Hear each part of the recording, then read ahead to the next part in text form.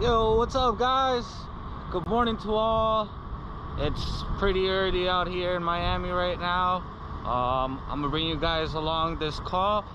I came here yesterday and I condemned out the TXV, so I'm gonna go ahead and change that out. The unit that we're looking at is that split system that's right there. I actually have been here a few times. There is my first video that was at this specific location. It was for that Trane unit over there and that one over there as well, so you could check that video out. But today this is our unit. Like I said, I came here yesterday, I condemned the TXV. It's just the unit's pumping down. I'll show you guys a video before I start doing the job. But so yeah, pretty much the unit, it turns on and it shuts off on low pressure, and it's just my suction keeps dropping and it's just pumping down. So I'm gonna go ahead and recover the charge. Gonna change out the TXV, put a new dryer, new refrigerant, and start her back up. So that's the call for today, boys. All right, so I'm gonna go ahead and start up the unit and show you guys what the pressures are doing.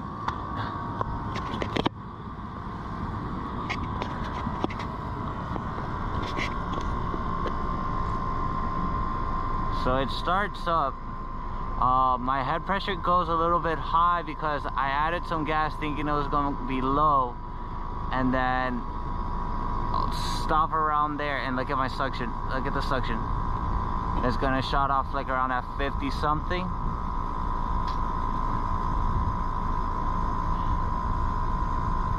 But yeah, look, they're both dropping there. All right, so go ahead and shut it off. So that's pretty much what's happening. It's pumping down. I did add a little bit of gas yesterday, that's why my head pressure is a little high. But you can see that immediately it just keeps pumping down. I went downstairs yesterday as well. I put the bulb inside hot water, came back up, same thing.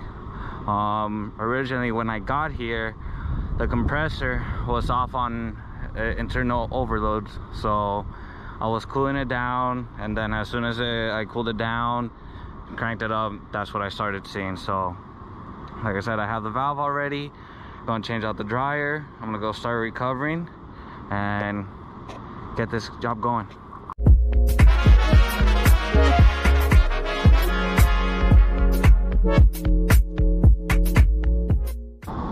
All we gotta do is take this nut off, take this one off, the one for our bulb,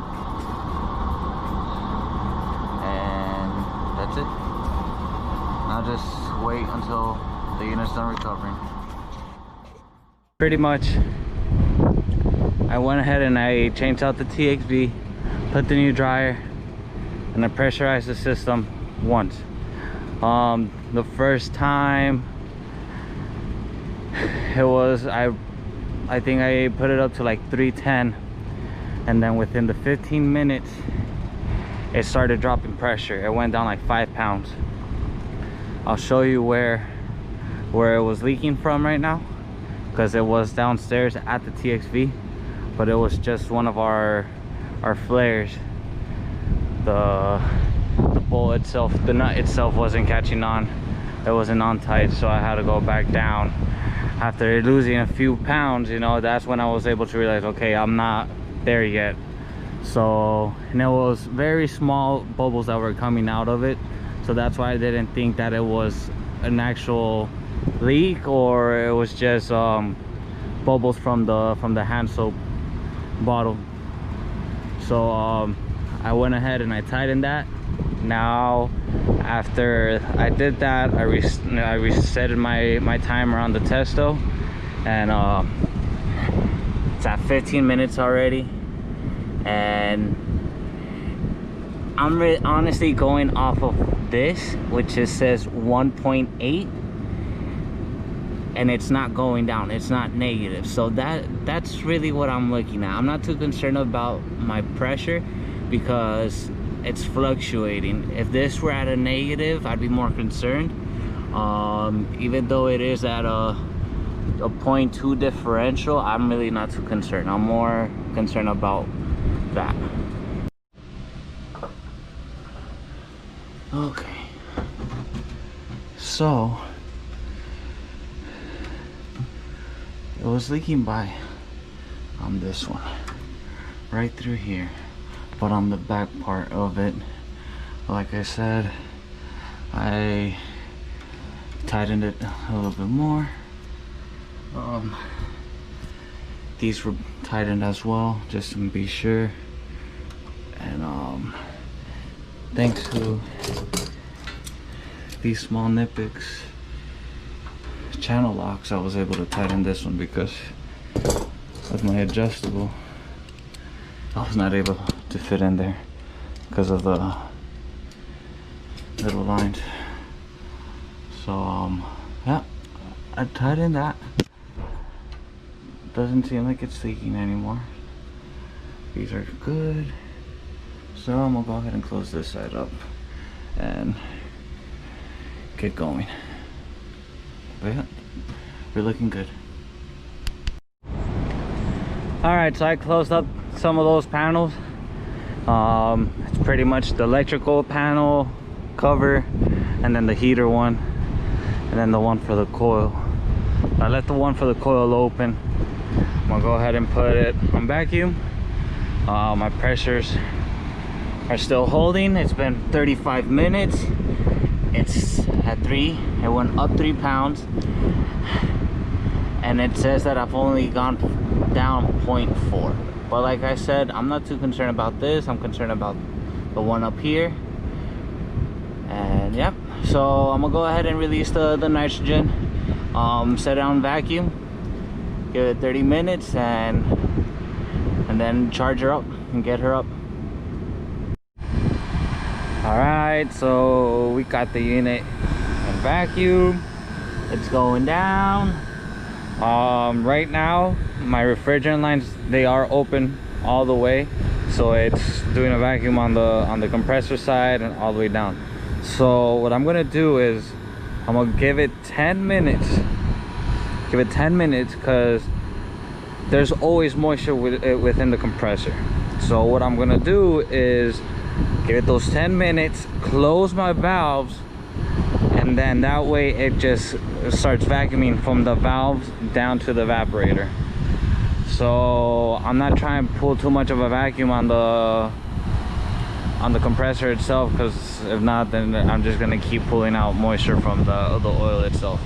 So I'll go ahead and keep letting it go for vacuum. Like I said, give it 10 minutes, close the valves, give it the last 20-30 minutes, and then gas her up. Also, one thing, this goes for all the rookies out there that are starting off. If you guys are using a valve core removal tool, make sure to always close it once in a while and open it, because there is air that gets stuck within this part. So you want to make sure that when you're pulling the vacuum, you go ahead and give it a close and then open it back up, and then one more time, and we should be good from there. So I'll keep doing that, but that's just a small tip. So yeah, I'll go ahead and keep leaving it on vacuum, and then I'll shut off the valves, start it up again, and should be good.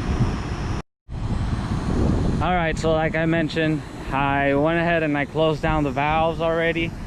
So now I'm just doing a vacuum from the valves down. I'm gonna give it another 10 more minutes. But our vacuum is already at 29 inches. So we're good. I wanted to go ahead and do that. I forgot who it was that posted something about that, and it was a good idea, and I wanted to go ahead and try it out, you know. All right, so we are off a vacuum. I already disconnected everything. Already got my tank ready, zeroed out, purge it out one more time. Good. So now the unit requires, what was it again? 5 pounds and 8 ounces. All right, so gas her up.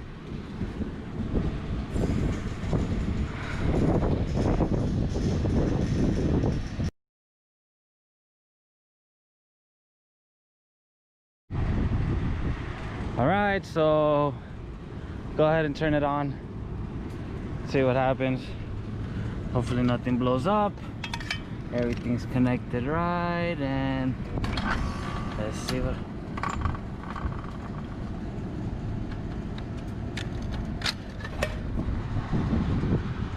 happened. Okay. All right, so here's my mistake. Yeah.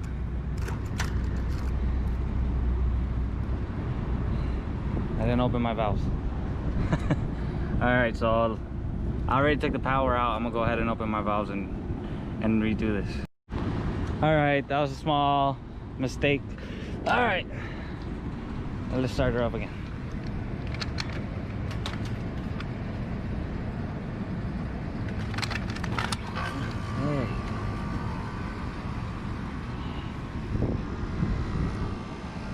See what happens.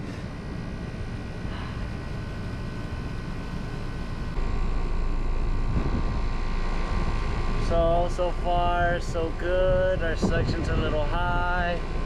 The unit's been off for a minute.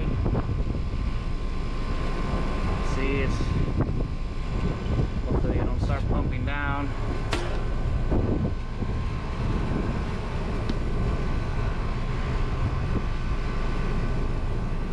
Check our subpool. 5 degrees. Pretty low. Give it some time to regulate.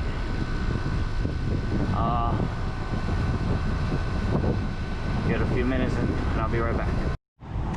All right, we are back in action. All right, pressures are looking good.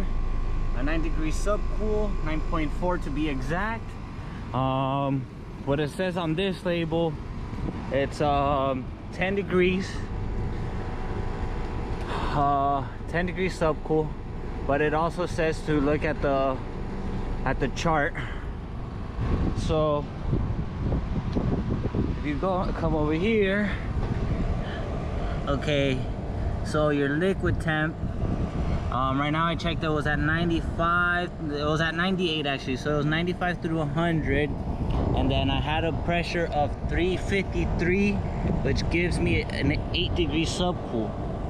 So we're right there, guys. We're looking good. We're at 9.3. I'm actually happy with that. I usually give it like a 3-degree differential from whatever the actual subcool is. So the fact that we're at 9.7 and it's asking for 8, it's almost at 10 right now. So 2 degrees, that's good. So one other thing I wanted to check was my amp draw.